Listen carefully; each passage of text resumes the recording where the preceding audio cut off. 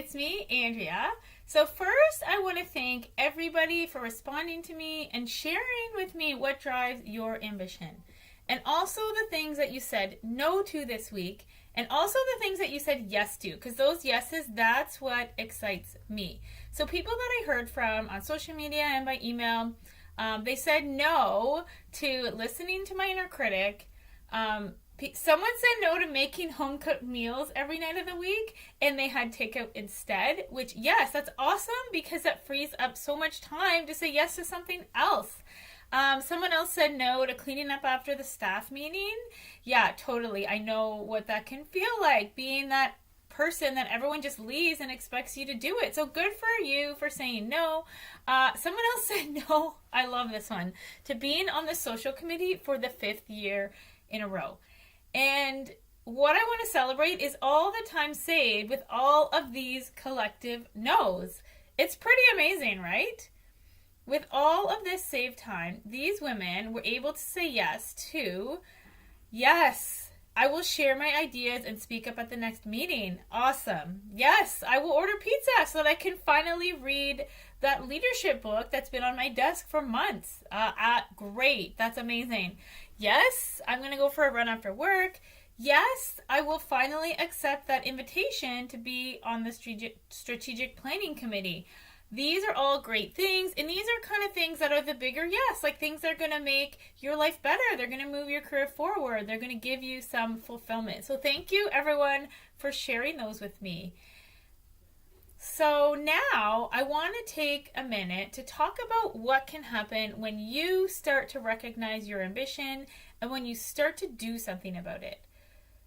Some of the women that have worked with me over the past year and a bit have achieved some pretty great things, and they've really been able to move their careers forward. So one person I worked with, she got over her fear of public speaking, and she started just putting herself out there, started making presentations, she built some relationships, and opportunities started to fall on her lap because of this.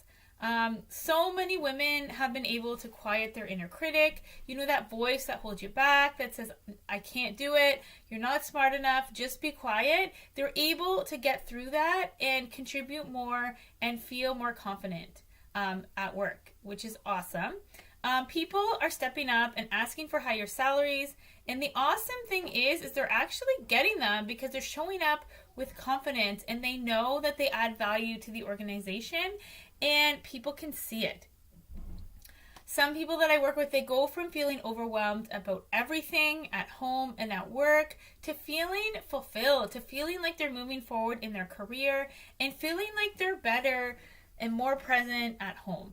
And these stories is why I made this video, because I see opportunity everywhere and I want you to be able to jump on opportunities for yourself. And every time I talk to a professional woman just like you, I can see so much potential. And a lot of the time, she can't actually see it herself. And seeing potential is one of the things that drives my ambition. And I'm not able to travel to everybody's office. I'm not able to meet with everybody one-on-one. So I made these videos as my way of saying that, you know what, I know there's so much potential for you and I want to help you see it for yourself so that you can seize those opportunities that are there for the taking. And now I want to talk about something that people ask me all the time. They say, Andrea, how do I encourage other women to be more ambitious? Because I'm going to tell you, it's not always natural for women to really support other women in their endeavors to be more successful, to be more ambitious. It doesn't come naturally. But the best way to support other women is to really, it sounds pretty simple, it's to just be a little bit more ambitious yourself, to recognize that you have influence and to use your influence to open doors for yourself. And while you're doing this, you will absolutely be opening doors for others. And I just got an email last week from a client who I've been working with for about 8 or 9 months. And I'm going to read it because it basically sums up what's possible and really what can happen when you yourself put yourself out there, are more ambitious, strive for more, and set the bar higher for yourself. And so this is what you said. I'm going to pull it up on my screen so I can read it. So it's been a pretty busy couple of weeks. And as you may have seen from LinkedIn, this professional women's event I did was bloody amazing!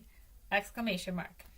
I'm still in total awe that I was able to get these superstar women to come out and be part of my panel discussion. And the feedback from the event was just unreal. There were several young women in attendance, and they were just starstruck and so inspired by the panel. Andrea, you have inspired me and bolstered my confidence for what I can do, especially for women in my industry. I know I'm quick to downplay the influence I have or the reach I have obtained, but you never ever let me forget about the impact that it has and how important the work is. Thank you so very much.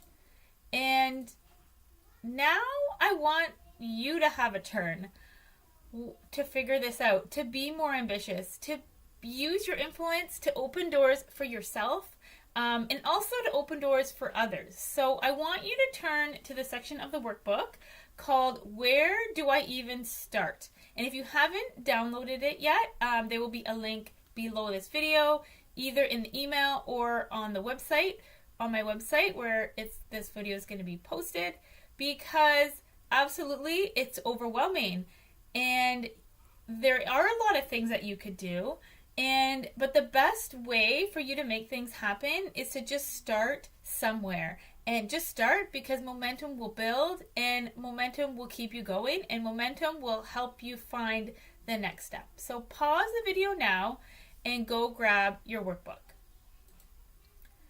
So these questions, they seem pretty simple, but I really want you to take some time to think about the answers while you're writing them down. So the first one is, what did I learn about myself? Like, what did I learn about what drives me? What are the things that drive me forward? What are the things that I need in my life to feel fulfilled, to feel energized, to feel excited? So that is the first question.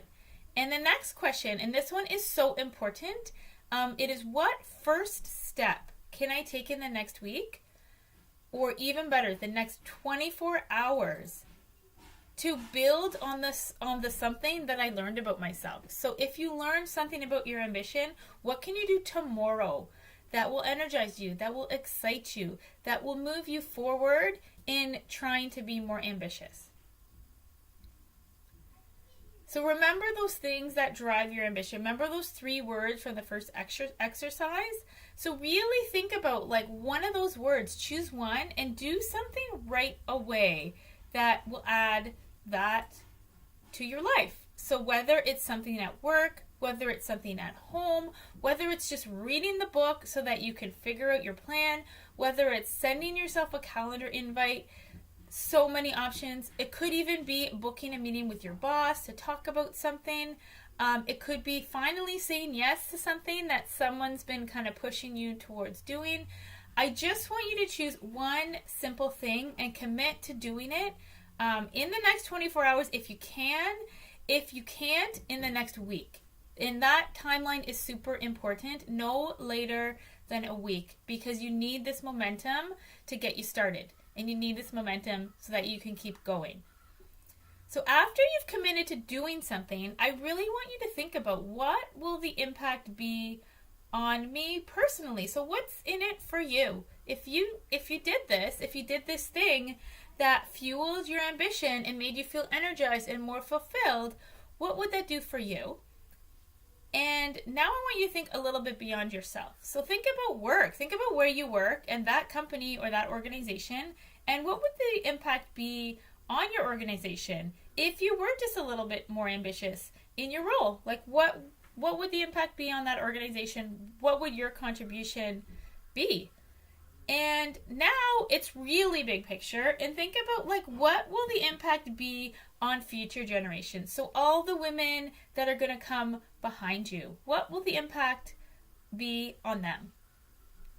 So now it's in your hands. So you have to do the work to find the things that fuel your ambition, the things that energize you and that excite you.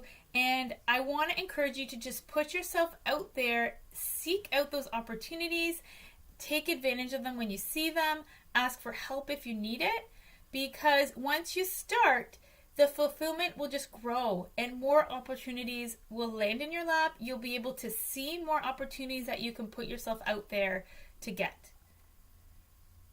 Yes. So now, I know some people think, Andrea, you are like a unicorn. You're thinking like rainbows. Like, you might be sitting here watching this video saying, Andrea, I am just not very influential. Like, I don't know any superstar women. I don't know these people that can help me make a difference at all. So there's no point. I'm just going to kind of stay where I'm at, chugging along, because that's where I'm at, and I don't really see myself as being influential.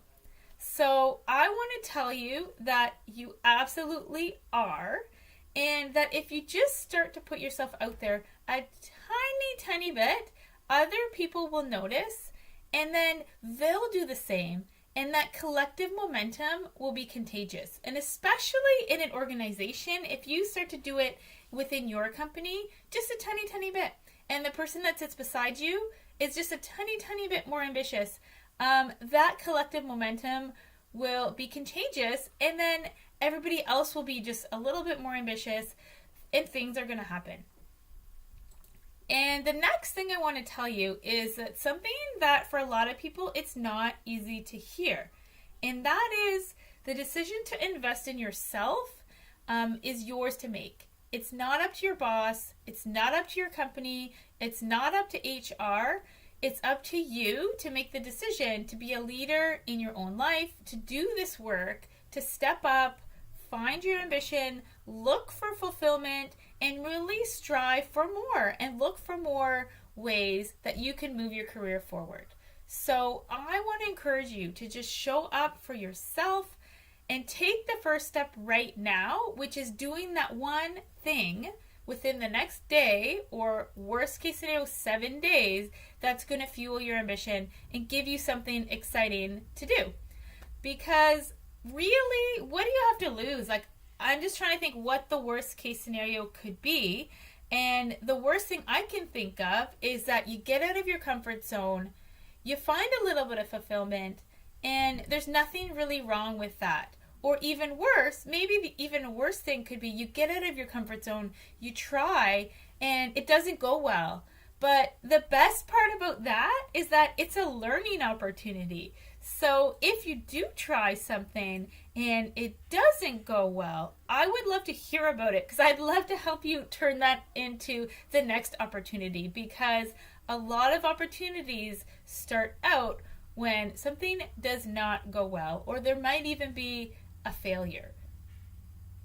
So that's why I really want you to go out and just do that one thing this week. 24 hours better is even better. The other thing I want to talk about is that people often roll their eyes at me when I talk about all the opportunities there are out there for women.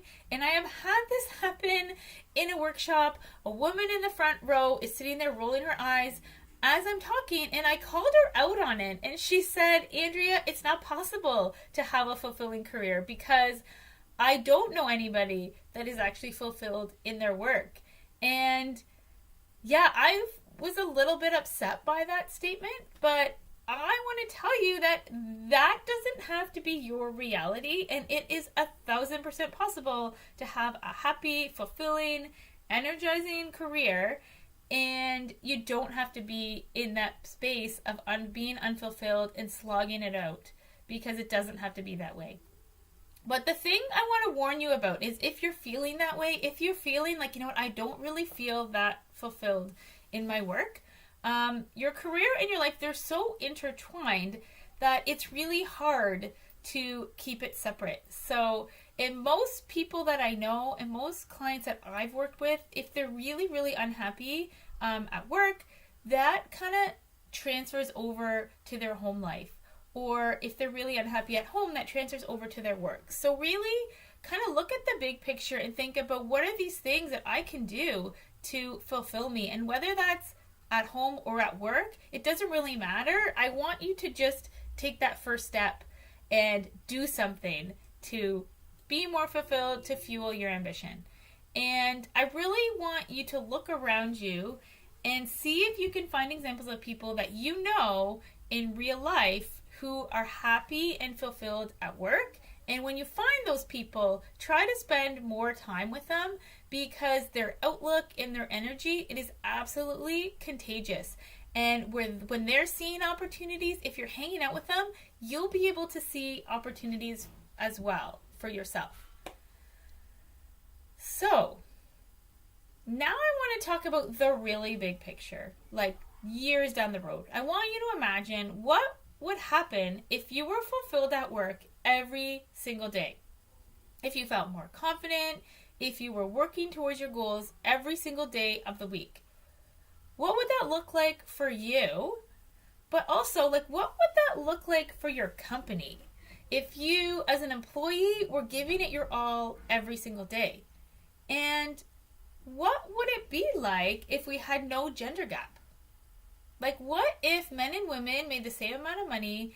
And what if men and women were equally represented in leadership positions in your organization or in all organizations?